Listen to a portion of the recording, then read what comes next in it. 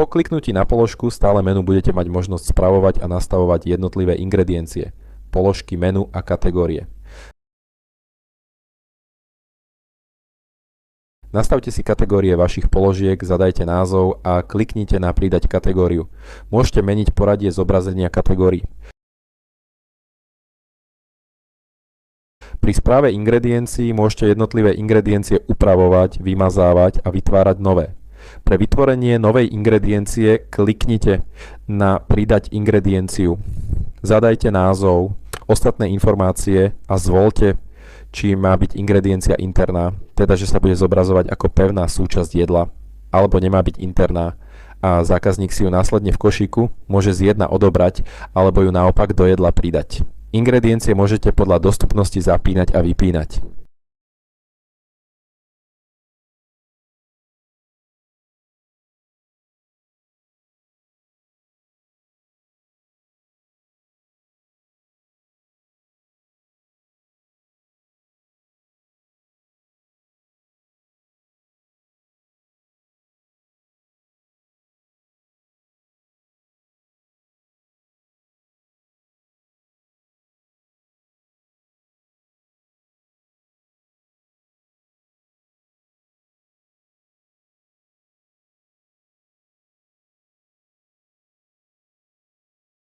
Pre pridanie samotného jedla do menu kliknite na pridať položku.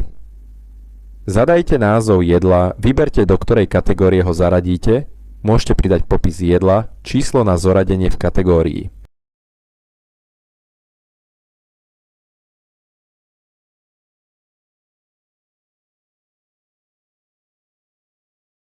Vyberte, či ide o klasické jedlo alebo variabilné. Tvorbu variabilného jedla si ukážeme v následujúcom videu. Ďalej zvoľte varianty jedla a cenu.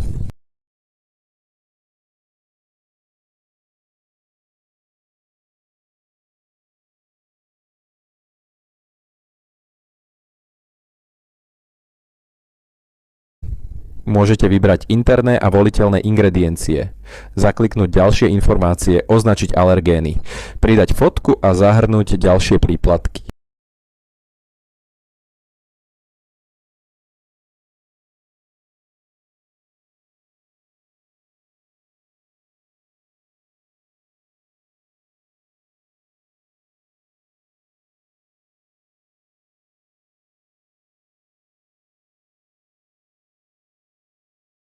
Následne kliknite na uložiť položku, tá sa zobrazí v kategóriách. Tu môžete zapnúť alebo vypnúť jej dostupnosť na stránke, ďalej upravovať, vymazať alebo duplikovať a duplikát upraviť, čo vám môže ušetriť čas pri vytváraní obsiahlejších jedálnych lístkov.